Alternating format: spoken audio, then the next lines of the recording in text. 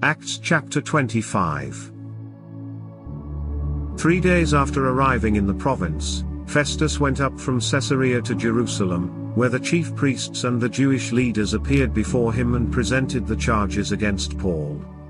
They requested Festus, as a favor to them, to have Paul transferred to Jerusalem, for they were preparing an ambush to kill him along the way.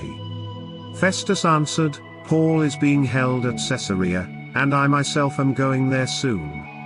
Let some of your leaders come with me, and if the man has done anything wrong, they can press charges against him there."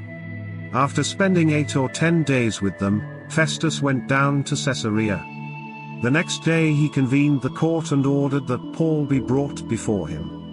When Paul came in, the Jews who had come down from Jerusalem stood around him. They brought many serious charges against him, but they could not prove them. Then Paul made his defense, "I have done nothing wrong against the Jewish law or against the temple or against Caesar." Festus, wishing to do the Jews a favor, said to Paul, "Are you willing to go up to Jerusalem and stand trial before me there on these charges?"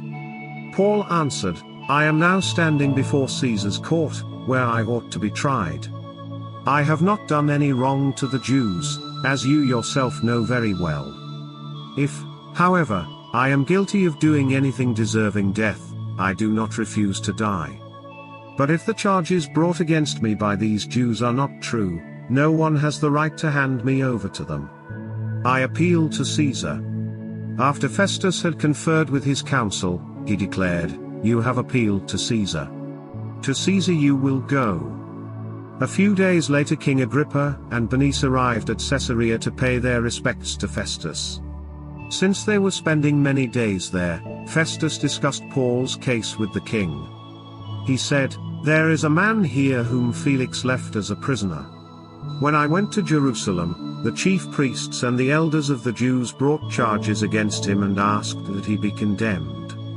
I told them that it is not the Roman custom to hand over anyone before they have faced their accusers and have had an opportunity to defend themselves against the charges. When they came here with me, I did not delay the case, but convened the court the next day and ordered the man to be brought in. When his accusers got up to speak, they did not charge him with any of the crimes I had expected. Instead, they had some points of dispute with him about their own religion and about a dead man named Jesus who Paul claimed was alive. I was at a loss how to investigate such matters, so I asked if he would be willing to go to Jerusalem and stand trial there on these charges. But when Paul made his appeal to be held over for the emperor's decision, I ordered him held until I could send him to Caesar."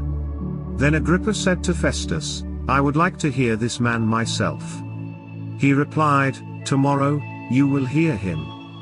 The next day Agrippa and Bernice came with great pomp and entered the audience room with the high-ranking military officers and the prominent men of the city. At the command of Festus, Paul was brought in. Festus said, "King Agrippa, and all who are present with us, you see this man. The whole Jewish community has petitioned me about him in Jerusalem and here in Caesarea, shouting that he ought not to live any longer. I found he had done nothing deserving of death, but because he made his appeal to the emperor, I decided to send him to Rome. But I have nothing definite to write to his majesty about him. Therefore, I have brought him before all of you, and especially before you, King Agrippa, so that as a result of this investigation I may have something to write. For I think it is unreasonable to send a prisoner on to Rome without specifying the charges against him.